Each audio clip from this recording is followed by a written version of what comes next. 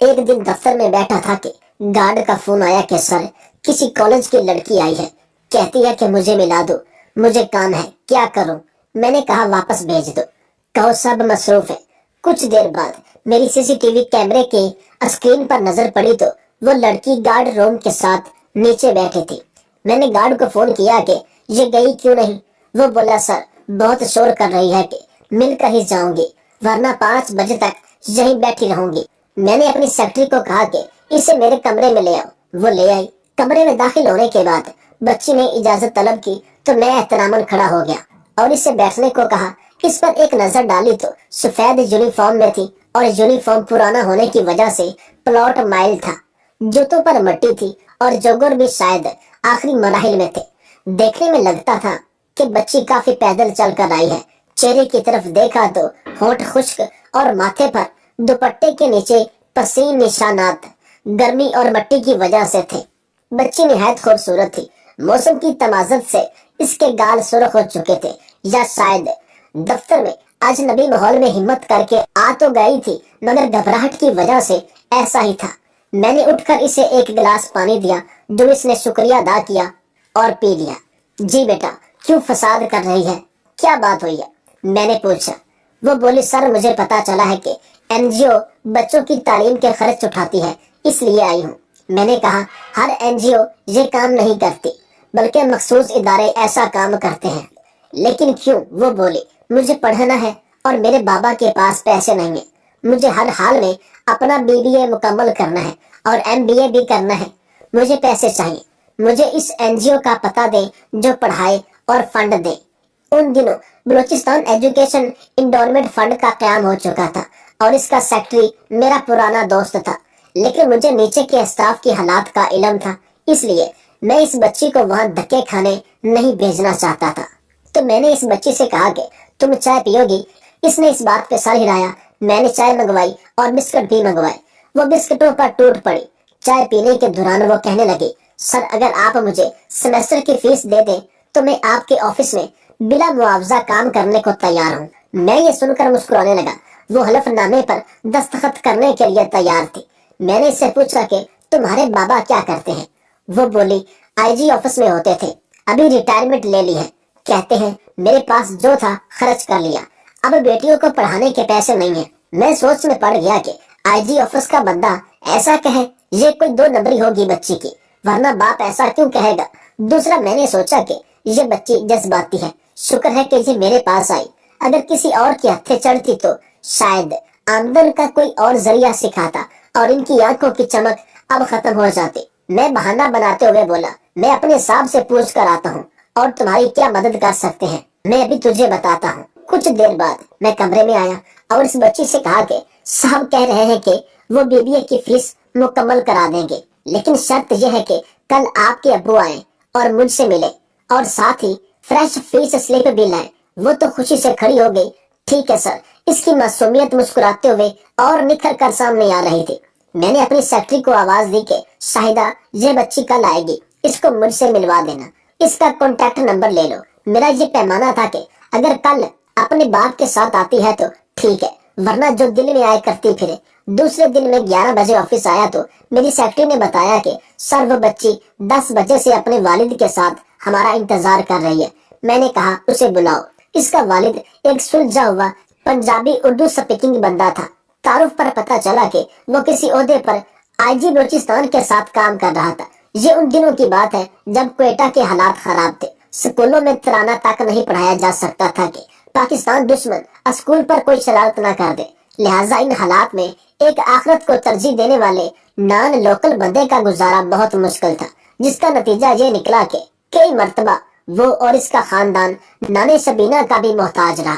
जल्द रिटायरमेंट इसलिए भी ली कि बड़ी बेटी की शादी करना थी। बेटे पढ़ते हैं, एक एमए करके डॉक्टर के क्लिनिक पर मरीजों को नंबर देता है, मतलब चपड़ासी है, जबकि दूसरा बीए करने के बाद अब कोई छोटी मोटी कोशिश कर रहा है। इसने बच्चे की तरफ इशारा करके कहा कि अब मजीद नहीं पढ़ सकता, तो ये जिद कर रही है कि ये अपने तौर पर एमबीए करके दिखाएगी। यूनिवर्सिटी के सेमेस्टर की फीस भी पूरी नहीं हो रही, लेकिन ये कहती है कि इसी यूनिवर्सिटी से पढ़ूंगी। यूनिवर्सिटी के स्कॉलरशिप इसलिए नहीं ले सकते कि نہ تو ٹیوشن ہے، نہ ہی ہم کتابیں خرید سکتے ہیں، نہ ہی نیٹ، اور جس کے پاس تیاری کر سکے جی پی اے کہاں سے آئے گی؟ اس کو کوئی سہولت ملے تو ہی کام ہو۔ میں نے اس کے کاندھے پر ہاتھ رکھا اور اس سے کہا آپ اس کی تعلیم سے بے فکر ہو جائیں۔ اس بچی کے والد نے میرا شکریہ ادا کیا اور چلے گئے۔ میں نے اپنی سیکٹری کے ذمہ لگا دی کہ اس کی فیس وغیرہ ادا کر دینا۔ درمیان میں ایک مرتبہ صرف ایم بی اے فائنینس کے داخلے فیس کے لیے وہ بچی آئی، اور پھر ایک سال تک صرف ایک میسج آتا اور ہم اس کی فیس ادا کرتے تھے۔ ایک دن وہ بچی پھر آئی، پریشان تھی۔ میں نے پوچھا اب کیا ہوا؟ کہنے لگی سر 1.5 سال میں اپنے باقی خرچے ٹیوشن پڑھا کر پورے کر رہی ہوں اور میرے نمبر بھی بہت اچھے آئے ہیں، لیکن پھر وہ رونا شروع ہو گئی۔ میرے سٹاف نے اسے دلاسا دیا تو بولی بابا نے تنگ آ کر لاہور جانے کا فیصلہ کیا ہے، تمام خاندان وہاں شفٹ ہو رہا ہے، وہاں میرا کون ہوگا جو مجھے پڑھائے گا؟ میں نے بابا سے کہا کہ میں نہیں جاؤں گی، یہاں ہاسٹل میں رہوں گی۔ اب نہ میرے اور نہ بابا کے پاس ہاسٹل کے پیسے ہیں، اور وہاں اگر میں چلی بھی جاتی ہوں تو ٹیوشن نہیں پڑھا سکوں گی، کیونکہ یونیورسٹی 9 سے 5 ہے اور باہر جاتے واپس آتے رات ہو جائے گی۔ میرے پاس سواری بھی نہیں، آپ میرے ہاسٹل کی فیس بھی دیں گے؟ میں نے اسے خوش کرنے کے لیے کہا ایک شرط پر دوں گا، جیسے ہی تیری نوکری لگے گی میری تمام فیس ہاسٹل کے پیسے واپس کرو گی۔ وہ بچی مان گئی۔ میں نے اس کے سر پر ہاتھ رکھا، جب کہا ہے تو پھر بے فکر ہو کر پڑھو۔ جب وہ چلے گئے شاید 2 سال بعد اس کی کال آئی، سر آج رات ٹیلی ویژن پر میرا انٹرویو ہے، ضرور دیکھنا۔ میں نے پوچھا اب کیا کر دیا تو نے؟ وہ ہنسی اور کہا کہ مجھے گولڈ میڈل ملا ہے۔ مجھے خوشی ہوئی، میں نے مبارکباد پیش کی۔ اس کے بعد بولی سر اب چلی جاؤں گی لاہور، تمام عمر آپ کی مشکور رہوں گی۔ میرا بھی دل بھر آیا۔ میں نے کہا بیٹیاں تو جانے کے لیے انسان پالتا ہے، بس جہاں رہو خوش رہو۔ کچھ عرصہ قبل ایک نامعلوم نمبر سے مجھے کال آئی، جب اٹھائی تو وہی بچی تھی۔ بولی سر آپ کو پتا ہے میری منگنی ہے اور لڑکا نیوی میں ہے، اور میری شادی کے بعد ہم کراچی چلے جائیں گے۔ مجھے بہت خوشی ہوئی، دعا دی، فون بند کر دیا۔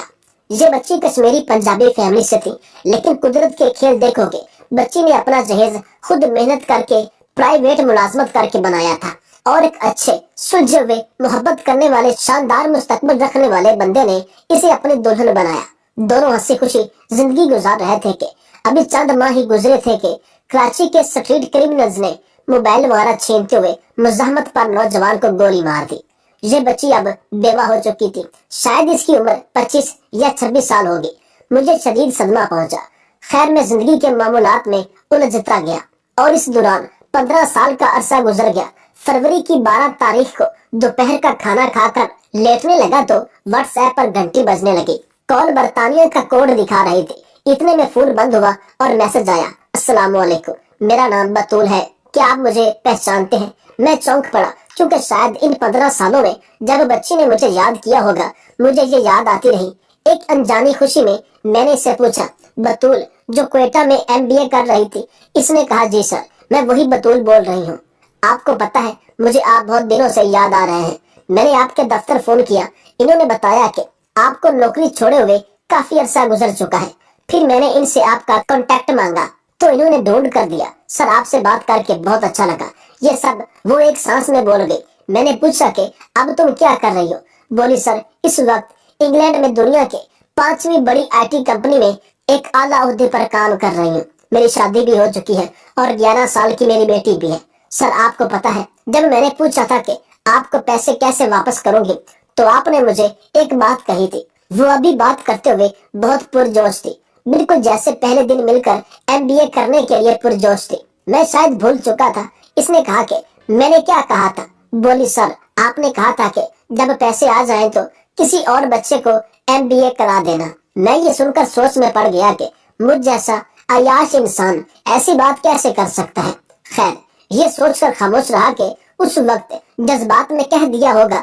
وہ بولی سر آپ کو پتا ہے میں نے ایک نہیں 5 نوجوانوں کو اعلیٰ تعلیم دلوائی ہے، اور ایک نوجوان تو ایسا بھی تھا جس نے اپنی بہن کی خاطر اپنی تعلیم چھوڑی تھی۔ جب مجھے اس نوجوان کے بارے میں معلوم ہوا تو مجھے حیرت ہوئی، کیونکہ وہ ایک گولڈ میڈلسٹ تھا جس نے ہر کلاس میں نمایاں پوزیشن لی تھی۔ میں نے اس کے کلاس فیلو سے اس کی تعلیم چھوڑنے کی وجہ پوچھی تو انہوں نے کہا کہ اس کی بہن کی شادی تھی، لیکن اس کے باپ کے پاس پیسے نہیں تھے۔ وہ اپنی بیٹی کی شادی کے ارینجمنٹ کیسے کرے، اور نہ ہی جہیز خریدنے کے پیسے تھے۔ میں نے اس नौजवान का पता पूछा और खुद इसके पास गई। मैंने इस नौजवान से कहा कि तुम अपनी तालीम जारी रखो, तुम जैसे नौजवानों को हमारे मुल्क की बहुत जरूरत है। वो कहने लगा, मैडम मैं मजबूर था, जब बाप की परेशानी देखी तो अपने सेमेस्टर की फीस उसे दे दी और इसके अलावा होटल में काम करने लगा। मैंने सोच रखा था कि बहन के लिए कुछ रकम इकट्ठी कर लूंगा और इसके बाद दोबारा अपनी तालीम जारी रखूंगा, लेकिन जितनी तनख्वाह मुझे इस होटल से मिल रही है, इस तरह तो मुझे कई साल लग जाएंगे रकम इकट्ठी करने में। मैंने इस नौजवान से कहा कि तुम अपनी बहन के बारे में फिक्रमंद ना हो, तुम अपनी तालीम जारी रखो, इस होटल में काम करना छोड़ दो, तुम्हारी बहन की शादी के तमाम अखराजात मेरे जिम्मे हैं, वो मैं उठाऊंगी, इसके जहेज का बंदोबस्त भी मैं करूंगी। ये सुनकर उस नौजवान की आंखों में खुशी के आंसू थे। उसे मेरी बातों का यकीन न आया। कहने लगा, मैडम आप मेरे लिए एक फरिश्ता बन गई, मैं आपका ये एहसान जिंदगी भर नहीं भूलूंगा। मैंने इससे कहा कि मैं तुझ पर कोई एहसान नहीं कर रही, जिसने मुझ पर एहसान किया था मैं उसका बदला चुका रही हूँ। किसी फरिश्ता सिफ्त इंसान ने आज से कई साल पहले मुझ पर भी ऐसा ही एक एहसान किया था और मेरा ख्वाब पूरा किया था।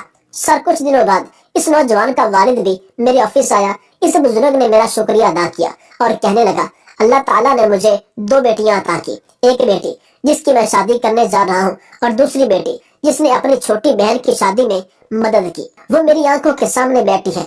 इस बुजुर्ग की आंखों में मेरे लिए प्यार और मोहब्बत देखकर मुझे अपने वालिद की याद आ गई और मैं इस नतीजे पहुंची कि दुनिया में बेहतरीन काम लोगों की मुश्किलात कम करना और इनके काम आना है। सर मैंने इन 5 नौजवानों की तालीम का जिम्मा उठाया और इन्हें IT सेक्टर में आगे पढ़ने में मदद की और सर मैं हमेशा आपकी मशहूर रहूंगी। मैंने कहा, नहीं, मैं ये सुनकर हैरान हुआ।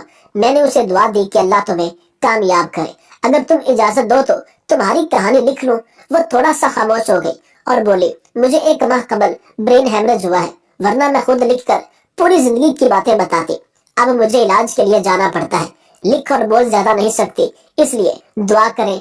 मैंने कहा, तुम हमेशा से मेरी दुआओं में हो, तुम्हारी कहानी हरगिज ना लिखता। जो तुमने गरीब और मुस्तहक बच्चों के लिए किया वो ना बताया होता तो तुमने एक दिए से 5 घर रोशन किए, यानी 5 खानदान। तुम वाकई एक अनमोल हीरा हो, एक अनमोल लड़की, एक ऐसी लड़की जिसको मैं कभी फरामोश नहीं कर सकता और हर वक्त तुम मेरी दुआओं में रहोगी और जब तक मैं जिंदा रहूंगा लोगों को तुम्हारी मेहरबानियों की कहानियां सुनाता रहूंगा।